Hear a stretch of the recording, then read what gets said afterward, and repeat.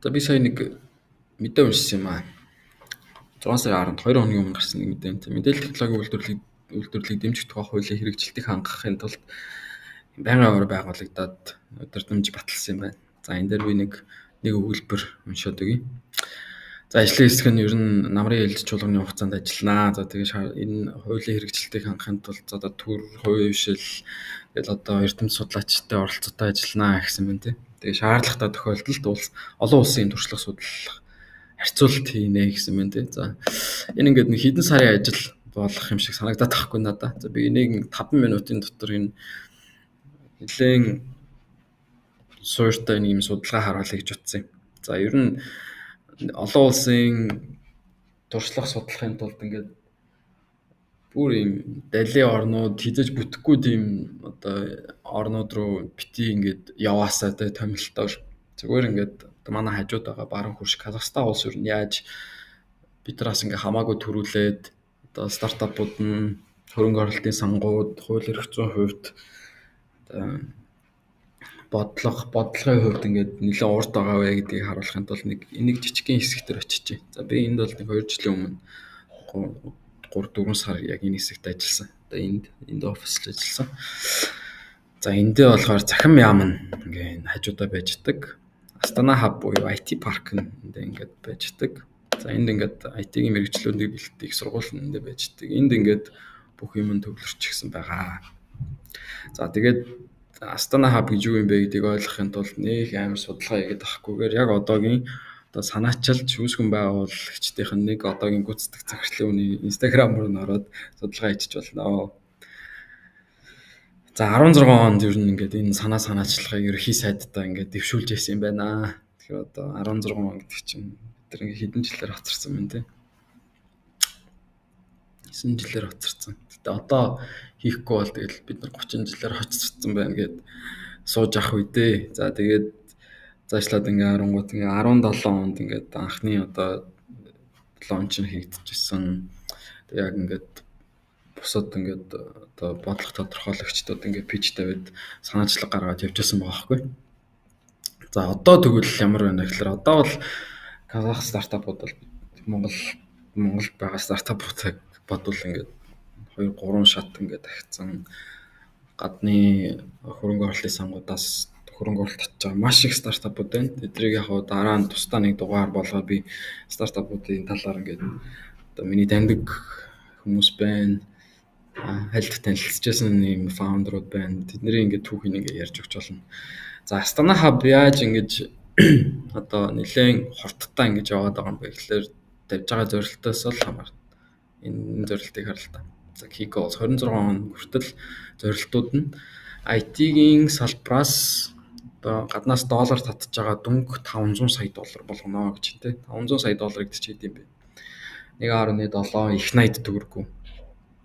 За тэгээд дотоодын стартапуудад хөрөнгө оруулсан дүнг 1 билион доллар буюу 3.5 их 80 байлгана гэж байна тийм. За тэгээд иймэрхүү яг юм бодиттой тоонууд тавьсан. Тэгээд эндээ ингээ хүрэх гээд төрийн өмчт байгуулгын мөртлөө үнэхээр супер ажилдаг. Яагаад гэвэл энэ нэг зорилт нь одоо миний хамгийн чухал гэж бодог popularization of innovative entrepreneurship.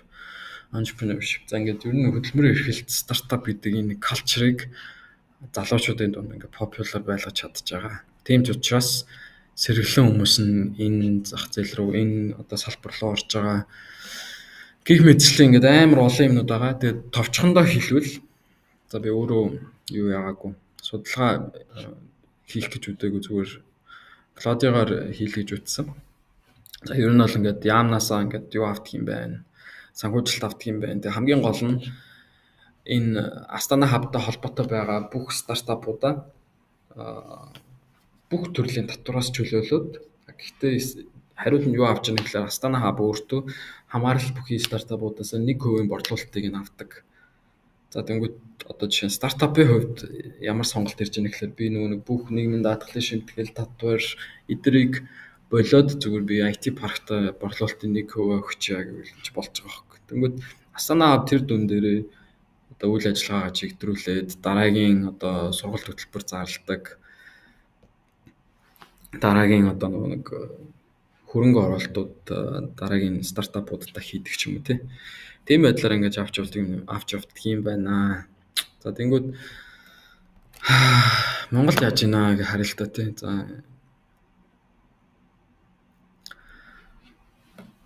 тэгэл явж нэг ямар зорилт тавьж ийн гэдгээс л хамаарч байгаа л та.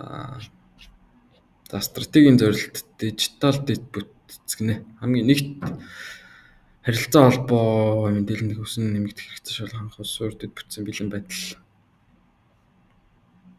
5G гэдэг нэг юм зураг тавьсан. Дрон тавьсан. Захим засаглал гинэ. За энэ бол тэгээд ийм Монголиал юм шиг байна тийм. За энэ бол тэгэл нэг өөрөн холбооны операторуудтай тусланаа л гэсэн харагдаж байна. Надад бол мэдээллийн ээлгүй байдал. За энэ бол нэг ийм Монголиатай холбоотой cyber security байна тийм. Тоон бичиг үсгийн чадвар гинэ. За олон нийтийн бичиг үсгийн чадварыг дэвшлүүлэх тоон системлнаа. За ийм яаж ард иргэдэд ийм Монголиа ашиглаж чаддаг болох вэ гэсэн зорилттой тийм. Инновац үйлдвэрлэл мэдээлэл нэг хөл оюун блокчейн суурьсан платформод програм хамж үндэсний тоон контентыг хөгжүүлнэ. Газрын ховор элементэд түшиглэн электроникийн үйлдвэрлэлийг нэмэгдүүлж газрын ховрын элементэд түшиглэн электроникийн үйлдвэрлэл нэмэгдүүлнэ гэдэг юу хийх гэдэг юм те. Чип хийх гэдэг юм. Тийм үлгэрийн юм гэж юу ах вэ?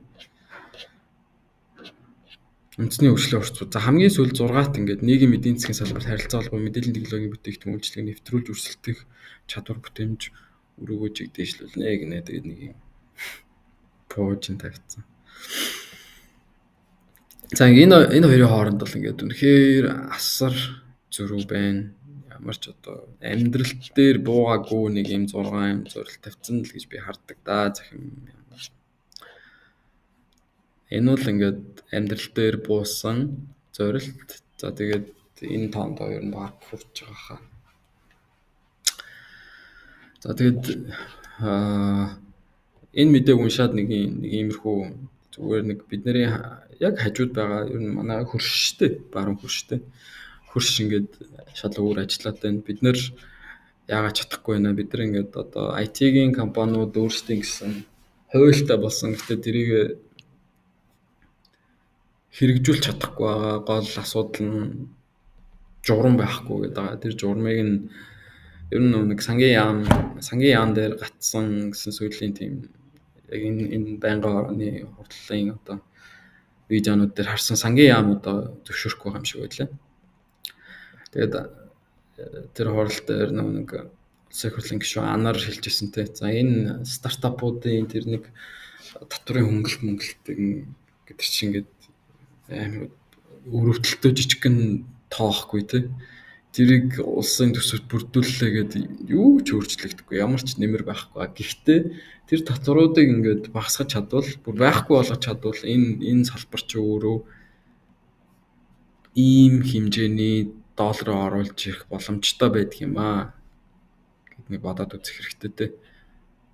Тэгээд миний гол хэлэх гээд байгаа санаа нь за энийг одоо байнгын орон заавалчгүй энэ байнгын орон нэг шүү биш л та. Ер нь одоо шинээр томилогдох ерөнхий сайд иймэрхүү чиглэл рүү ингээд залуучуудад ингээд өөрийнхөө бизнес хийхин орчныг ингээд бүрдүүлж өгөөд нэг тэгж гаднаас ингээд нэг тэгж ийм санхүүжилт юусоо хүсэхгүй байгаа шүү дээ. Залуучууд зөвөр өөрсдөө хөдөлмөр бизнес хиймээр байна, стартап хиймээр байна. Тэгээд стартап гэдэг чинь өөрөө ингээд залуучуудыг хөдөлмөр эрхлэхэд ингээд уриалж идэг гоё соёлохгүй те. Тэрийг ингээд дэмжсэн юм ерөөсөө хийхгүйгээр эсрэгээрээ одоо зовж нэг олсон хөрөнгө оруулалт ингээд авлаа гэж бодоход тэрийгэ татвар нийгмийн даатгалын шимтгэлд ингээд өрөө дуустдаг. Тэгээд зах зээл дээр байршиж амжаагүй үедээ ч ингээд дампуурдаг юм кейсүүд айгүй их байна.